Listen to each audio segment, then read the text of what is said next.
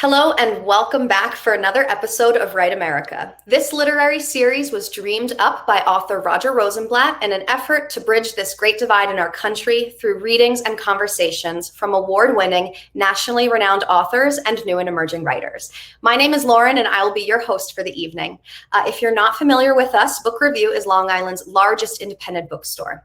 We have a great episode in store for you tonight featuring readings from writers Joyce Maynard, and Adrienne Unger.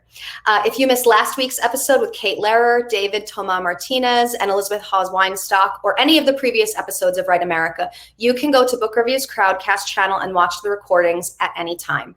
Tonight's episode will also be recorded, so if you missed something, you can always go back and watch the episode again. Now, before we get started with the readings, there are just a couple of things that you will need to know about Crowdcast tonight to participate in the event. So first of all, right beneath the stream here, there is a button, a blue button that says buy signed copies of Joyce Maynard's books. Adrienne hasn't published anything yet, so you can't buy hers, but we do have some copies of Joyce's books for sale, so you can click that button. It'll bring you right to bookreview.com. There is also a button down here that says ask a question. If you have a question that pops into your mind during the event for Joyce and Adrienne, you can just drop it down below and we'll get to it at the very end. And then there is also the chat, which I see some of you have found. So please continue to comment about the event, talk amongst yourselves, and of course, drop your emoji applause so that we know that you like what you're hearing. But without further ado, we are going to get started. So our first reader tonight is Joyce Maynard. Joyce is the author of 18 books, including the New York Times bestselling novels Labor Day and To Die For, both adapted for film, and her memoirs At Home in the World and The Best of Us. Joyce first came to national attention with the publication of her New York Times cover story, An 18-Year-Old Looks Back at Life, in 1972 when she was a freshman at Yale. Since then, she has been a reporter and columnist for the New York Times, a syndicated newspaper columnist whose column appeared in over 50 papers nationwide, a regular contributor to NPR and national magazines, including Vogue, the New York Times Magazine, and many more. So please welcome to the screen, Joyce Maynard. Hi, Joyce. Thanks so much, Lauren. Hi, and hello Hi. to everybody listening. And I want to thank you, Lauren, and in particular, thank Roger Rosenblatt for making these evenings possible. I've enjoyed quite a few of them, and I feel really honored to be part of this one tonight and to share our time with Adrienne, whose poetry I have been getting acquainted with. So I'm going to read tonight from my newest novel. It's my 10th. I don't have a favorite novel, but this one, I guess I will say, is particularly dear to my heart. It's a novel about marriage and divorce and the children of divorce, and spans about 4 decades in the life of a family from the 1970s to the 2000s. But the passage that I'm going to read deals with the main character. You won't need actually a lot of explanation for this one, but Eleanor, the mother of the children, is now divorced from her husband, Cam, and having a hard time. It's Christmas, and her children have gone with their father that year, and she makes the decision to go on a blind date on Christmas Day. The year is 1986. This is pre-online dating. So she hasn't met or even seen this man before, but now she's showing up to his house for Christmas dinner. Russell's sons answered the door. The older one wore thick glasses and the kind of haircut a boy gets when his father, economizing, tries to cut it himself, a bowl cut.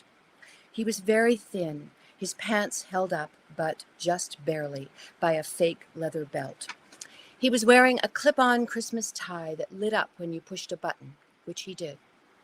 The smaller brother was only slightly less thin, no glasses, but when he stepped forward to greet her, she saw that he had some form of cerebral palsy, mild but recognizable. I'm Arthur, the older one told her. This is my brother, Benny. His umbilical cord was tangled up around his neck when he was born. That's why he walks a little funny. He's not retarded or anything. This was old news to Benny. He paid no attention to the health report. "We bought a turkey," he said. "Usually we go to the Ramada for Christmas, but my dad said since we were having company, we'd make a feast at home." "We got 2 kinds of dip," Arthur added. Someone had decorated the entrance with a Merry Christmas sign and a cutout of Santa in a disco outfit. Eleanor would not have noticed if the older brother, Arthur, hadn't pointed this out, but they had hung a bunch of mistletoe from the ceiling. "Stand here, okay?" Benny said. "That means my dad gets to kiss you." His speech was a little difficult to understand, but Eleanor figured out what he was saying. Until now, she had not actually laid eyes on her host, but now she saw him, standing a little uneasily, a few feet behind his sons, a pale man of average height and narrow, sloping shoulders, wearing a red and green sweater with a reindeer on the front and a bow tie. He had a regretful air about him, as if he already knew he was a disappointment, but maybe his sons would win her over. "Don't worry," he said. "I wasn't going to do anything like that. The boys are just excited you're here." Benny led her in, the picture coming to mind of Ricardo Montalban's small sidekick, Tattoo, on Fantasy Island, escorting that week's guest stars off the plane and down the plank leading to the island. Russell was no Ricardo Montalban, but he had clearly worked hard to set the stage for her arrival. There were carnations on the table, and though it was daylight out, candles lit. He had a record playing, the Carpenter's Christmas Portrait. Russell asked how her drive had gone. Arthur asked what kind of car she had, and concealed his disappointment when she told him, Subaru.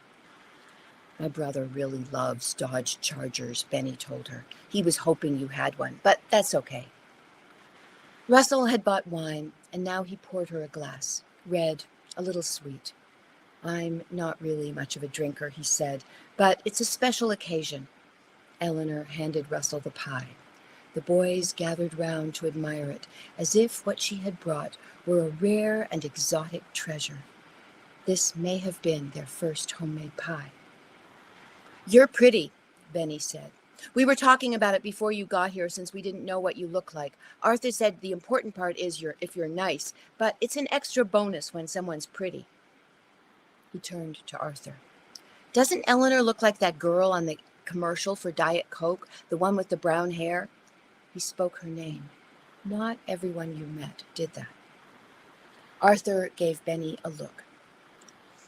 "Don't mind my brother," he said. "He's a little crazy." "Not really," Russell said. Maybe he was worried she'd believe this. Also, he didn't want to hurt Benny's feelings. She had only been in their apartment 5 minutes, but already she understood this. Russell was looking for a wife. Even more, Russell's sons wanted a mother, and he would do what he could to find them one. If she were up for it, the two of them could be married by Valentine's Day, probably. "Do you have kids?" Benny asked. 3. They're with their father today. A worried look came over Benny. Maybe she was another one of those mothers, like his own, who had left.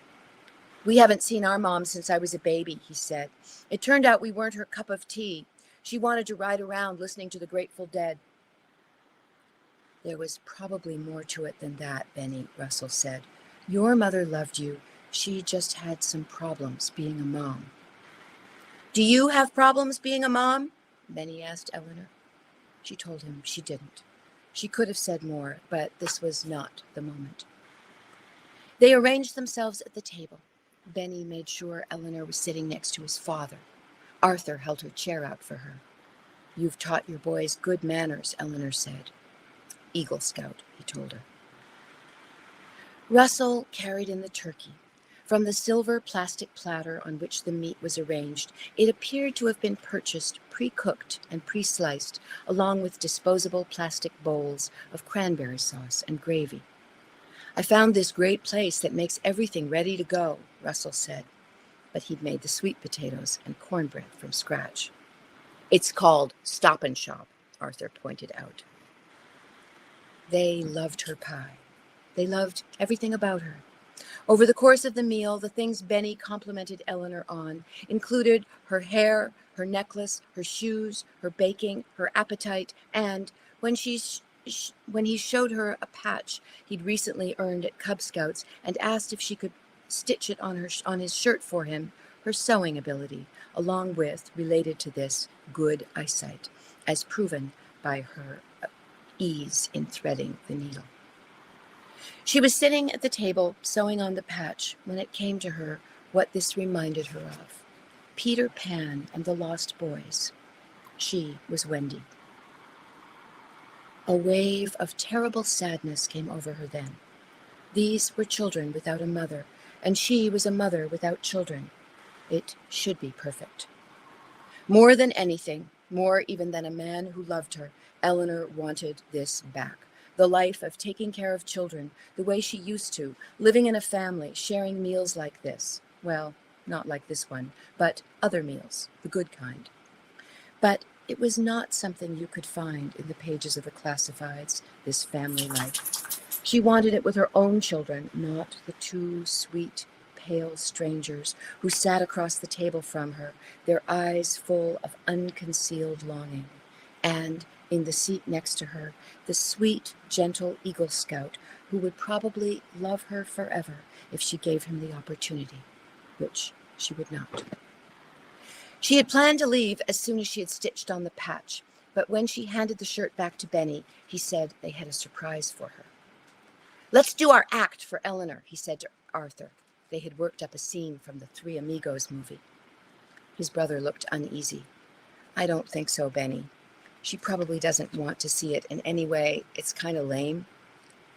"Artie's just saying that," Benny told her. "You should see my brother's Steve Martin imitation. My dad does the Chevy Chase part. I'm Martin Short." Now Russell was the one looking embarrassed. "I only do this because they need a third person," he told Eleanor. "I'm not very good at being funny.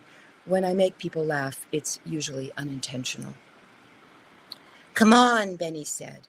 With that odd, slightly spastic gait of his, he was clearing a space in the middle of the living room now, his floppy puppet arms flailing. Arthur got up out of his chair to join him. "You too, Dad," Benny said. The three of them stood before her then, taking their positions, their best imitations of three men doing their best imitations of cowboys. Benny started it off. "Hey, you slime-eating dogs," he said, facing the invisible desperados. "Hey, you scum-sucking pigs." This was Russell's line. He delivered it with unexpected feeling. "You son of a motherless goat." Arthur now. His Steve Martin imitation was more impressive than Eleanor would have anticipated. He even executed a tap dance step, more or less. For a second there, Benny stepped out of character, addressing Eleanor. "Here's the part where one of the bad guys says, 'And who are you?' You can be him. You can do that part." "And who are you?" Eleanor asked them.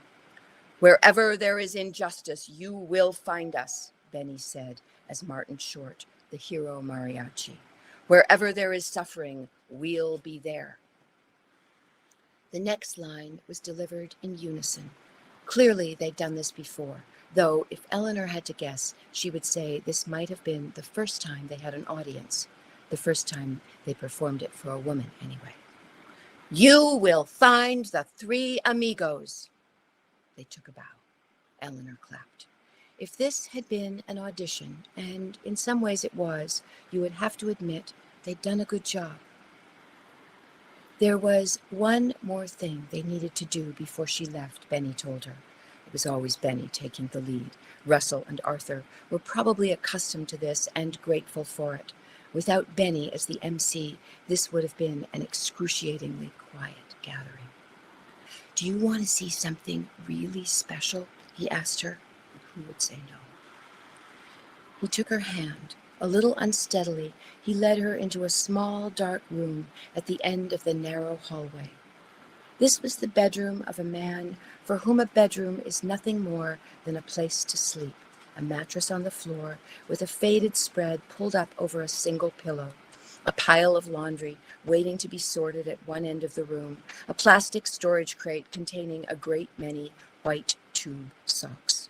On the bureau was a framed black and white picture of a geeky-looking wedding couple, the bride wearing glasses with a broad, buck-toothed smile, the groom bearing a strong resemblance to Russell, a younger and more hopeful one. There was another picture, Russell with a crew cut, wearing a Boy Scout uniform. He was probably around 15 at the time. You wouldn't believe all the things our dad knows how to do, Benny told her. Astronomy, leatherwork, insect studies, kayaking, animal husbandry, archery, cooking, any kind of knot you want to make, he can do it. For a moment then, crazily, Eleanor imagined herself in this bed with Russell, a place she would never be. She imagined his soft, pale, naked body on the mattress above her, her hands extended behind her head as he demonstrated a particularly elaborate knot that left her powerless to resist him. Benny and Arthur, asleep in the beds in the next room, happy in the knowledge they'd found themselves a mother. Now Benny led her to a bookcase at the far end of the room, piled high with papers and folders, plastic bags full of receipts, an instrument case that suggested it housed a trombone, stacks of old comic books, more tube socks.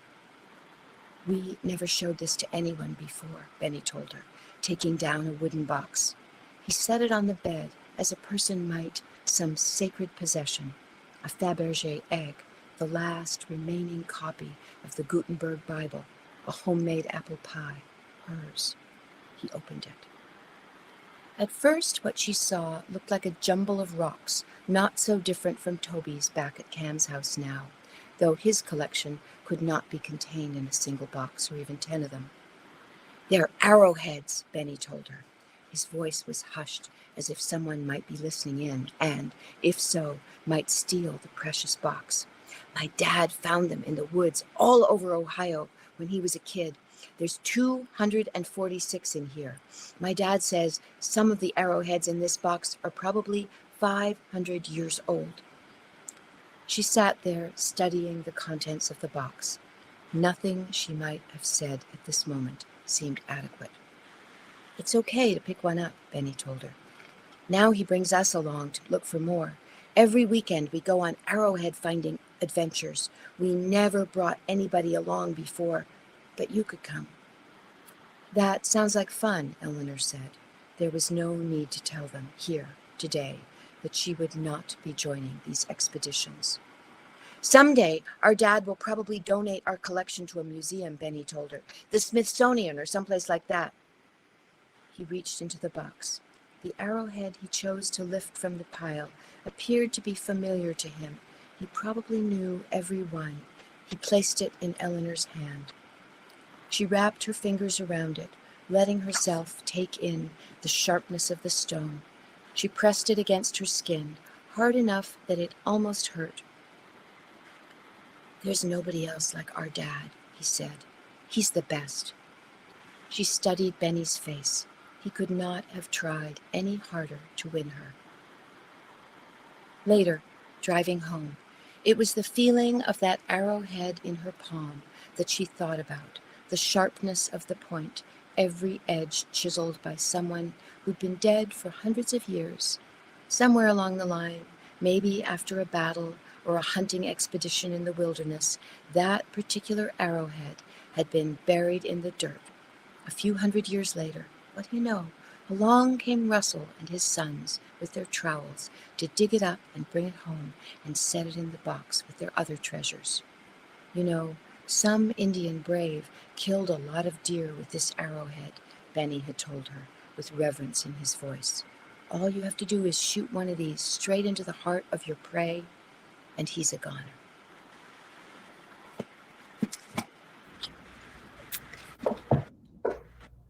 All right. Thank you so much, Joyce. We will see you at the end for the conversation, so just hang tight. All right, so up next we have a reading from Adrienne Unger. Adrienne received her BA in English Creative Writing and Literature from Long Island University, Southampton campus, and her MFA in Creative Writing from George Mason University. Her poetry, essays, and fiction have been published in the Southampton Review, Harvard Review Online, Oberon, Passenger, and Ale House, among other publications. Please welcome to the screen, Adrienne Unger. Hi, Adrienne. Hi, Lauren. Ah, boy.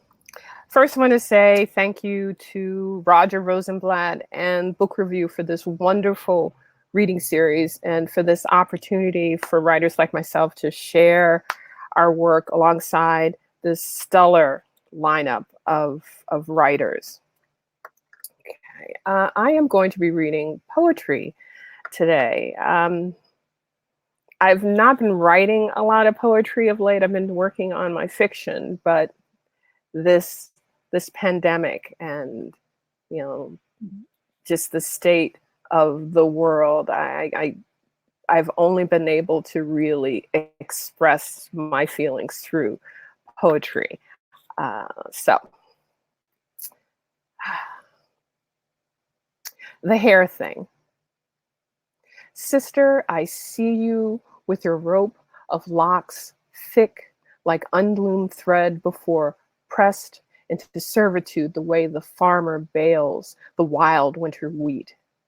To see you be the master and commander of this mane you grew, this emblem that can slave you to constant tribute and is the key to a costume which hides the sorry fact that no one thinks you are really pretty, not yourself, your soroids, your mother, your grandmother, her mother's mother, all the way down the line to that first person that deemed it nappy.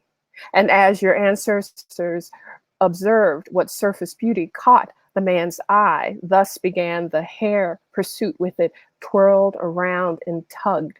Through hot irons, the lie, the no lie, still a lie because they both burned your flesh, or a wig over your head, then tied to it the way you are tied to it, except for a mesoprehistoric time, circa 1960 to 1970, when a fed up few saw what our blown out froze looked like, laid like, would not part like. These days, the mob or the church would not have demanded more, could not further sanctify what can only be touched by the hands of their salon partners in crime. See if your girl will let you run your fingers through that weave, and in the end only stings the eye of the beholder. I am worn, made, I dream, but I chance that my man will still want me when my dew is 1 inch tall. I dare scrutiny from the NSA for my radical naturalistic style, will stand a stream of sour looks or no looks at all, and I will shine in the room with too many mirrors.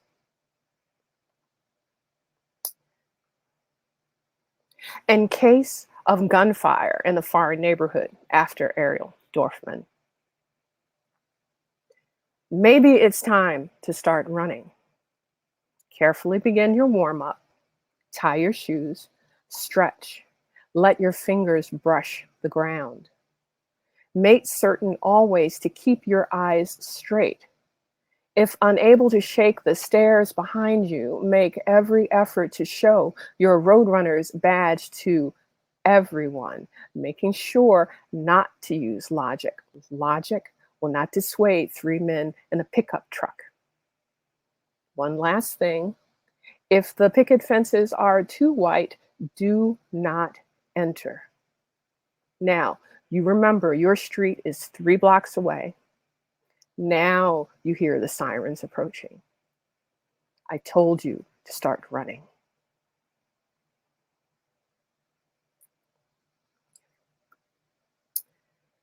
The last days walking through the doors of my church.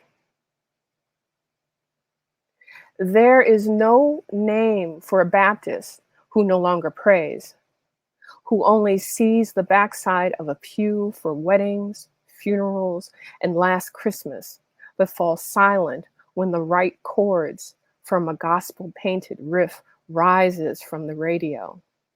They exchange pleas for love with a call to prayer left rusted in the wreck of their devotion.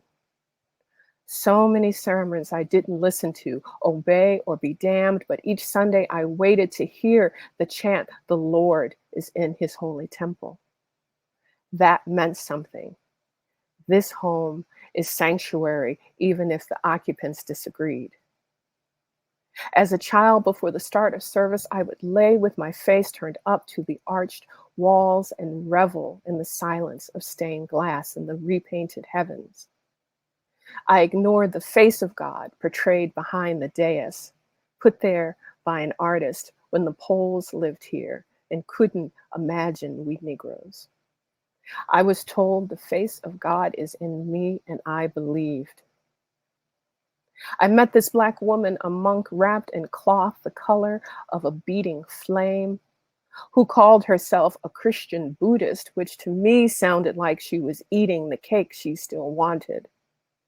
She said she couldn't completely let go, but I had let go, not when the news is full of people committing crimes in the name of God. I had let go, not when children die because this kind of death no one can explain.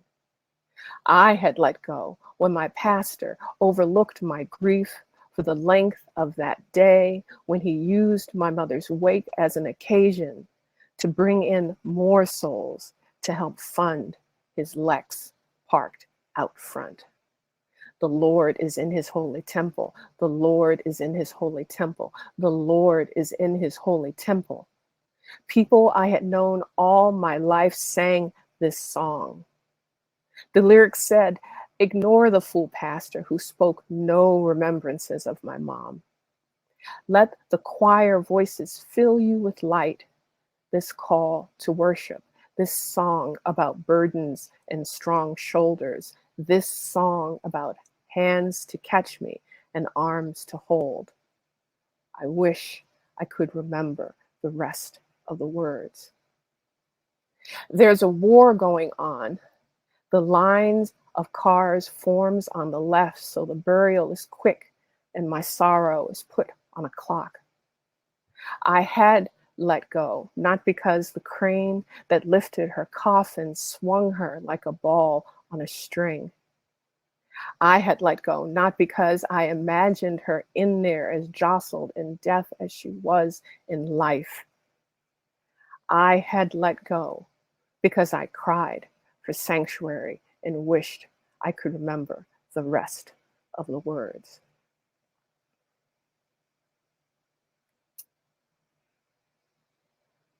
Moon Poem, which contains an epigraph.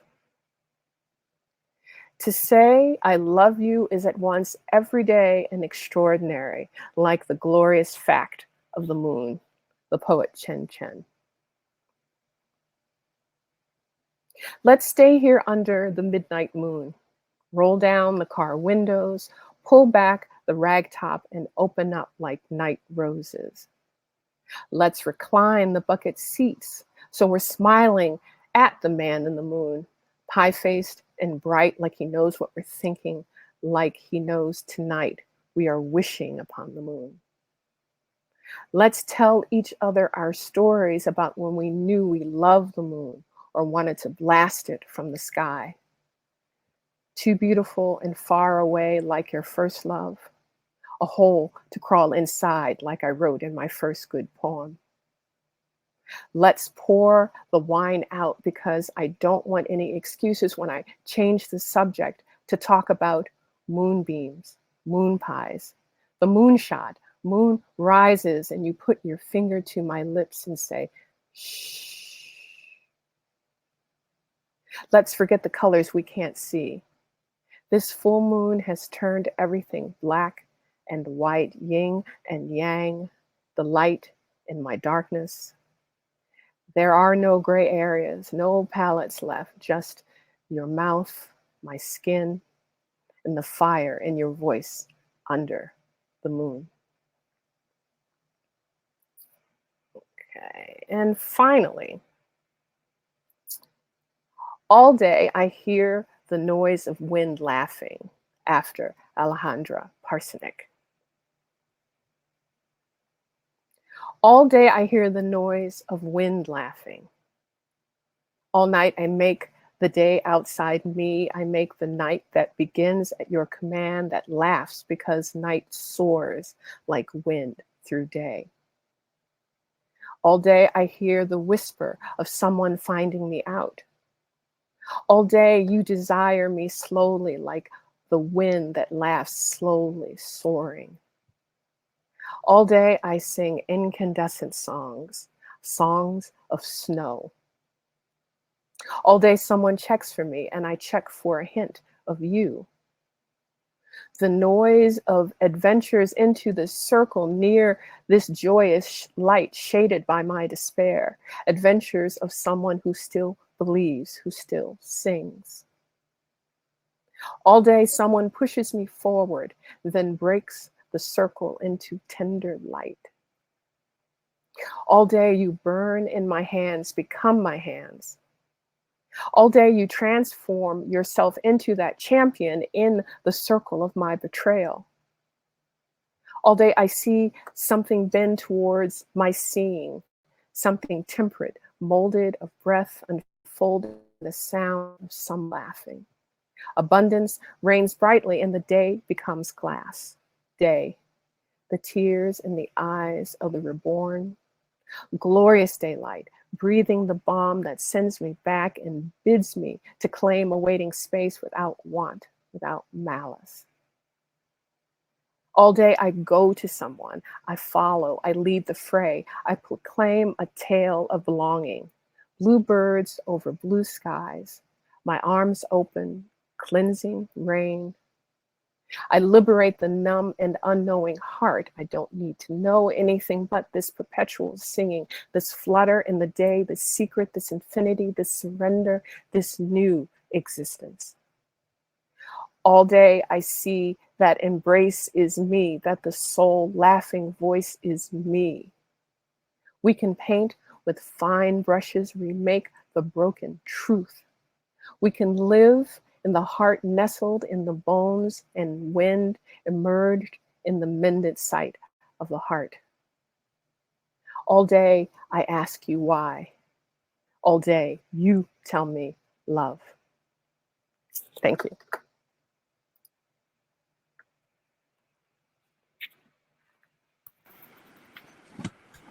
All right. For some reason, Joyce's camera is not popping back on.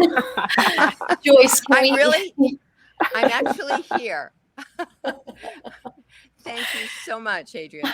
I don't think you have to see me. We can just talk. Oh boy, just what I want to be the only person on the camera. Lauren, if there's something you want me to do, I'll do it. Otherwise, we'll just chat. Yeah, just really quick while I have you, can you hover over, Joyce, do you see, like, is there a box up with your name on it at all, or a little icon? When you hover over it, do you see a little thing that looks like a video camera? Or no. What about like the little settings? Yes, I do. Yeah. Click settings, change camera or mic. Sorry, Adrienne. It's okay. Yeah, Joyce, if you can click that little thing, it looks like a cog. That's there. Oh. Hold on. We're sharing our. No, you're sharing your screen now. Let's not do that. Let's do. Hold on. Let me. The cog. Yeah. Do you see the cog? Does it say change setting? Change. Yeah. Click that. Yes. Oh, no, I think she lost internet. I'll pull myself on so you're not the only person on screen. Well, this wouldn't be exciting without a little tech glitch here. All right, let me try. Joyce, I'm just removing you again. I'm so sorry. Just hold on. Maybe this will work. All right, Joyce, you should be getting, it says she's on screen, but again, here we go. Problem. Hey. Okay. Good. It's good to be back. Yes. Adrienne, What a joy to hear you read. And I wanted to, if we could just sort of dive right in. Hmm. Um, I noticed that your poetry is often a response to other poetry. You have Yeah. a conversation with poets. Yeah. Maybe you'd have something to say about that impulse. Well, and a lot of this has come out of just being here in the pandemic and not really being able to focus on any one thing. So I've been reading, poems of the day, which is where a couple of these poems came from in response to poems that I've read, but also sort of trying to get myself out of some comfort zone that we all sort of get into when we're trying to write. So, and I find that responding to a poem with and using it as a vessel to get you into a response, into a sort of a frame of mind, and at least for now it's working with the poems I've been writing. It's working. Yeah. I'm wondering if part of the impulse, maybe you did this before the pandemic, probably you did, but it was such a solitary time for most of us. We didn't get to have that many conversations, and you started talking with poets, with poets on the page. Is there any truth to that? Yeah, because poems, there's sort of an element of the original poem in the response, like the poem, the one about being in a foreign, responding to gunfire in a foreign neighborhood. The original poem was responding to fire in a foreign nation or foreign country. And I said, well, if I'm going to write something that, sort of I'm riffing off of the title, the first thing I thought of is just foreign neighborhood. And, and that sort of plays into this level of agoraphobia that has set in, at least for me, well before the pandemic started, when you have this feeling of just not being safe out in the world, when you don't trust the environment that you're in, where it's not whether or not people are, if they look intimidating, it's where you live and the people that you're around, particularly politically, because, I'm in the middle of a very red environment. And I've noticed just a change in how people interact with me. And so I could completely relate to that poem in the sense of, being a foreigner all of a sudden, and, what to do when you're in a uncomfortable situation. So a change, Adrienne, in the last year, or are you feeling a change within yourself? I'm wondering how much of your poetry, I don't know the timetable for how you were affected as a Black woman writer by the George Floyd murder and the events of, we were in pandemic, and then there was this other extraordinary event. I have to say that I have not looked at that video because there's a sense of, really, can I look at one more video? Beyond, long before George Floyd, there's just a list of people who have had poor outcomes when they interact with police, or poor outcomes when they interact with people in very mundane situations. And there's a euphemism, poor outcomes. Well, yes. And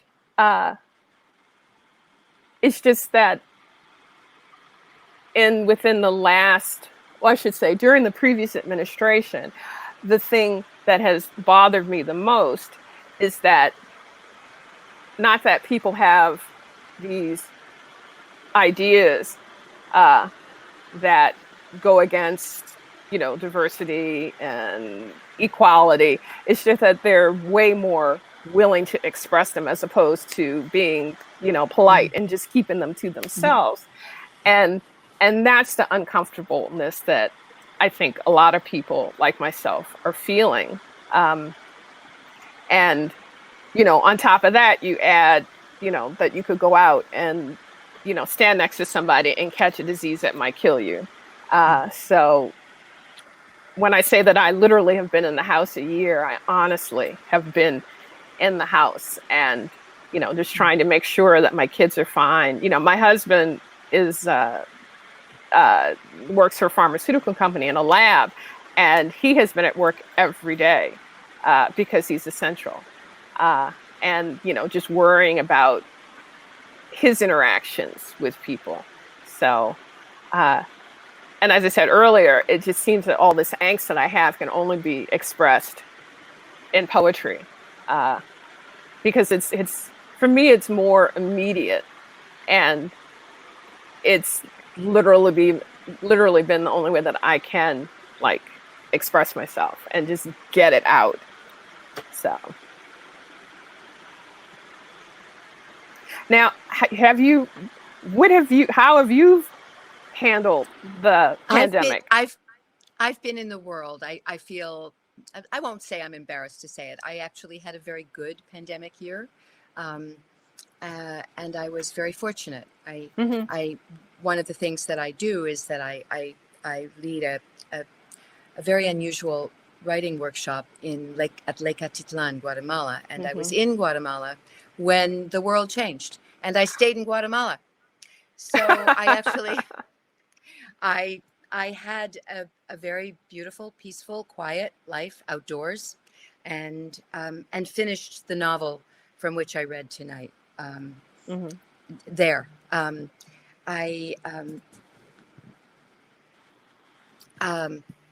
sorry about this. So for me, I would say there was, of course, a lot more stillness, and I went into myself and into my work in a way that was precious for me. Everything slowed down. It's a totally different experience when you have children at home, and mine are long gone into the world. So no, it was a very richly creative time for me, and I'm fortunate that it was. I it has felt, in some ways, I'm feeling the greatest effect of the pandemic now that I've finished a book. Typically, that's the moment that I love to go out in the world and meet with readers and share with readers and hear from readers. And I can't do that. I've done a little bit of it locally in New Hampshire, where I am right now. But I think if you have the resources to within, that there's a great gift to be had from just everything around you slowing down. It was for me, at least. I mean, I wonder if we have questions from other people. I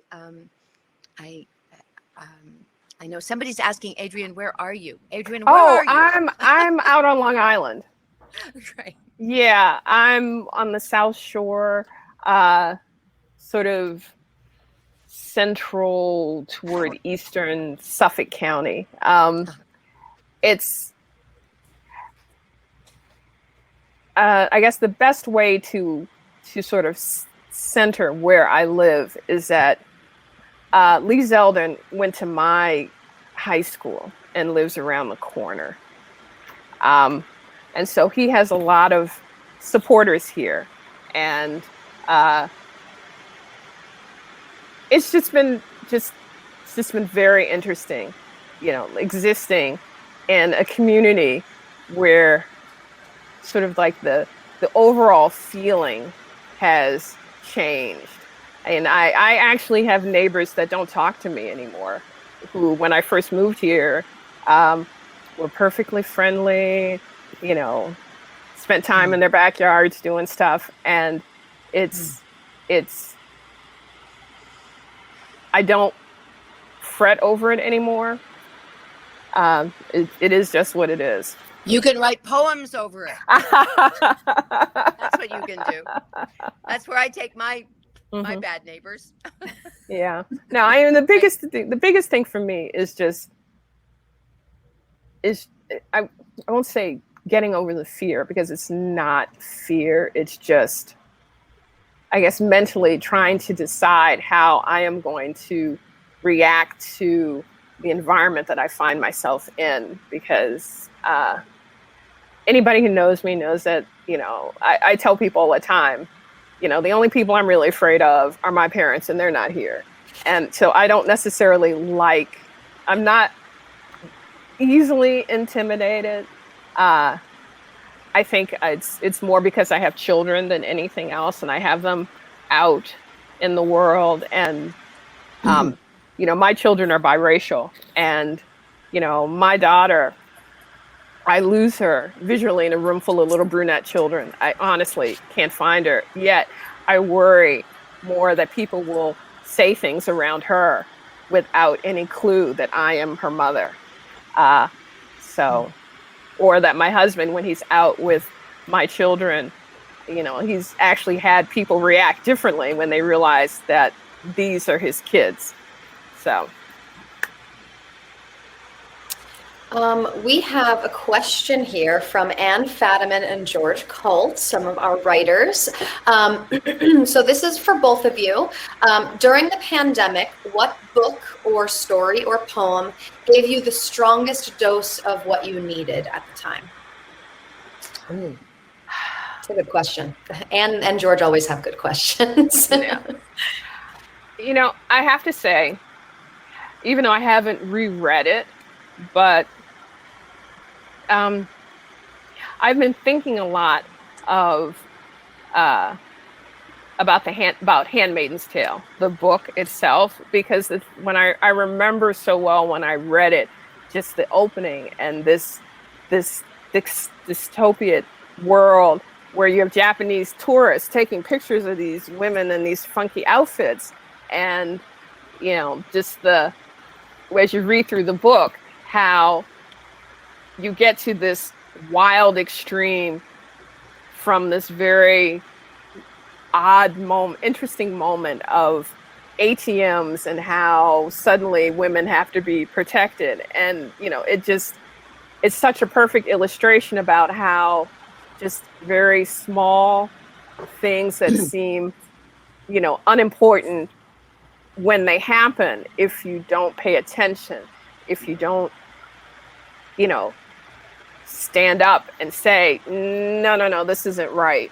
And if you let people normalize craziness, then you might end up at this wild extreme. And I thought it was just like a perfect example of what we should be watching out for. I'm going to make an odd nomination. It's a book that was recommended to me by my sister, and it's a very old book, Ring of Bright Water.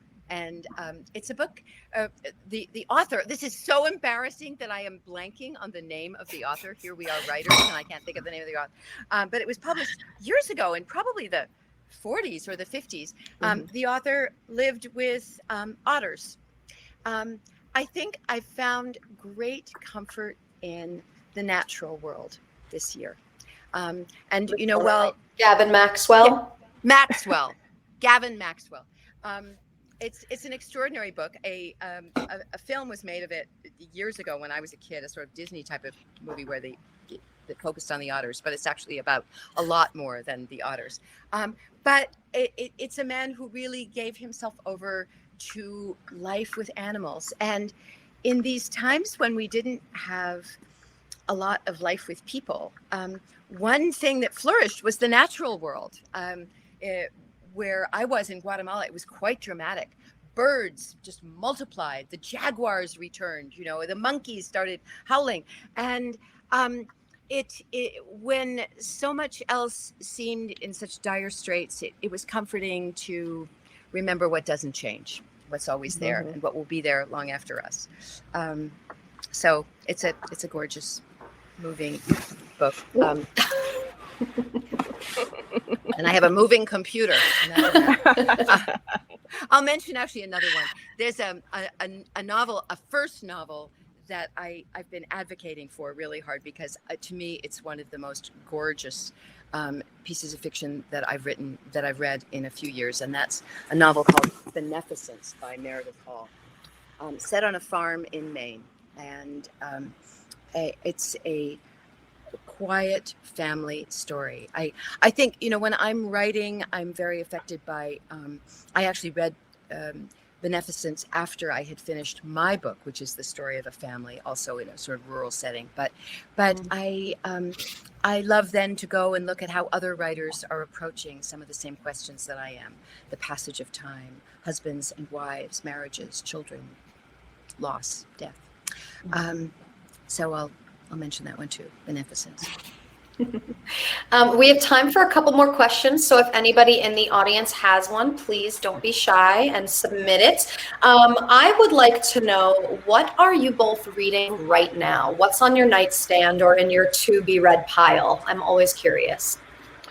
Well, I have a lot of August Wilson plays on my nightstand right now. I'm just very much interested in dialogue, and I just love his dialogue for his work. But I also have Dinkin King Kong. I'm trying to write. I'm working on some fiction that involves a very complicated community of people, and his story. The story is just it's hard to put down when you're reading it. So, what about you, Joyce? Well, I'm reading. I guess it's called a children's book, but I'll recommend it to people of any age. The Mysterious Journey of Edwin Tulane by Kate DiCamillo. And after that, after this experience, any other Kate DiCamillo that I can find. And I think we need some fairy tales in our lives too. It's a beautifully written book and a very moving. I never really think about the age group for which I'm writing. I just think about readers, and likewise, I read books that are written for many different ages, including very young people, who sometimes I hope will read mine. Yeah, I am with you there. Don't sleep on YA or middle grade fiction. There are some really, really good books out there that probably could be for adults.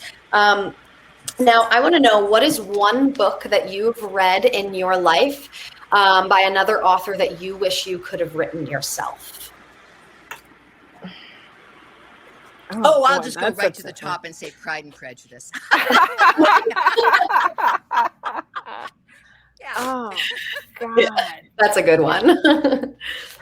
I know. It's really hard to say. I just... Or a poem, anything that you wish it could have been yours. Oh, gosh. I collect poems. I tuck them away. All the time I read poems that I'm like, oh, I wish I could have written that poem, because I had this idea about, how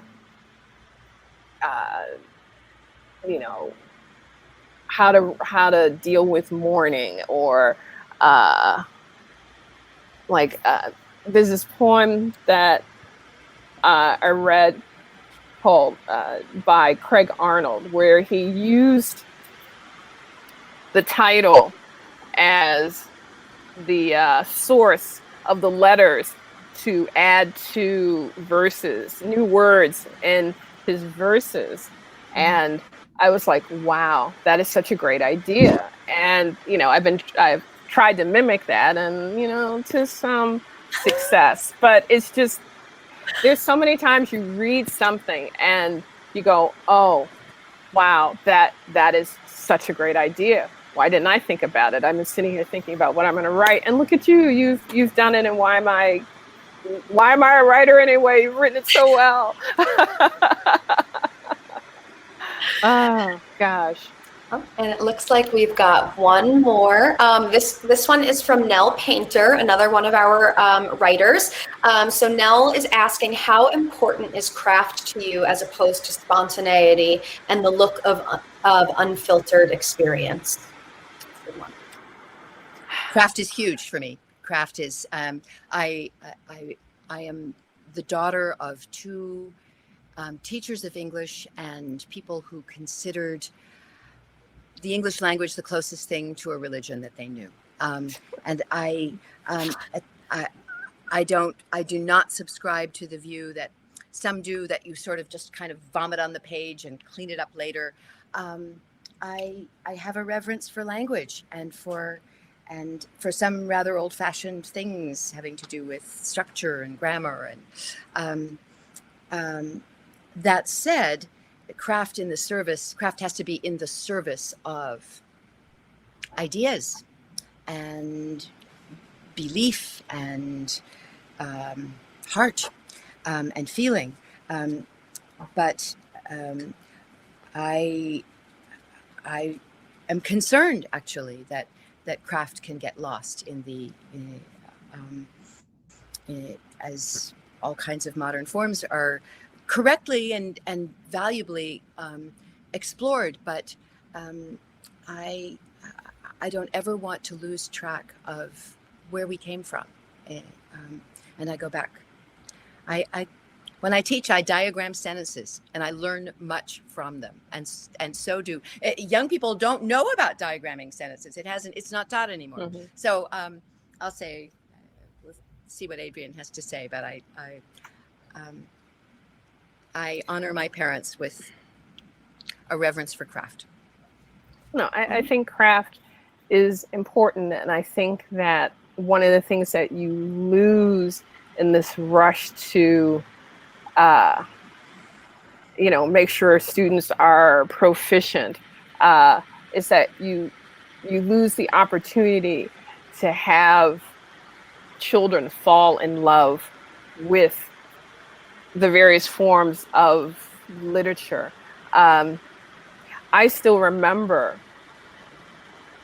when my high school teacher taught Romeo and Juliet to me. Now, everybody gets taught Romeo and Juliet, but he, spent the time to say, this is the meaning of these words, and that you can appreciate it in how William Shakespeare wrote it.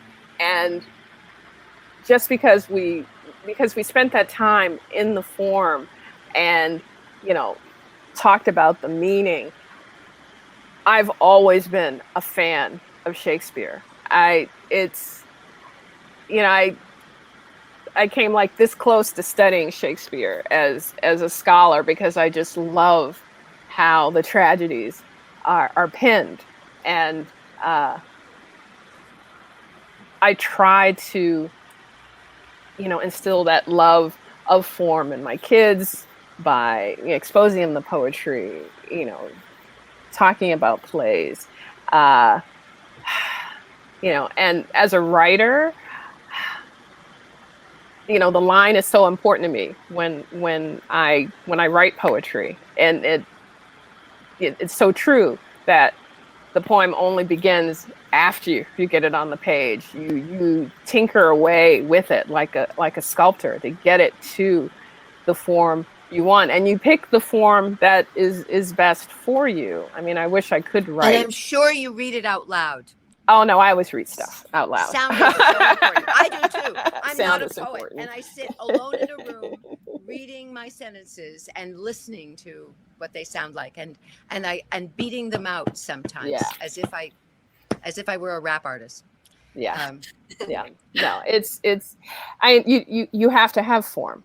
You can't just say this is what it is. I mean, I suppose you can, but form form is the vessel, and you do your best work with a framework, and absolutely. All right. Well, I think that is the perfect place to end. We are out of questions. I want to thank you, Joyce and Adrienne, for being here with us tonight and sharing your work. I want to thank everybody who tuned in this evening, and of course, Roger Rosenblatt for dreaming this all up and making it possible.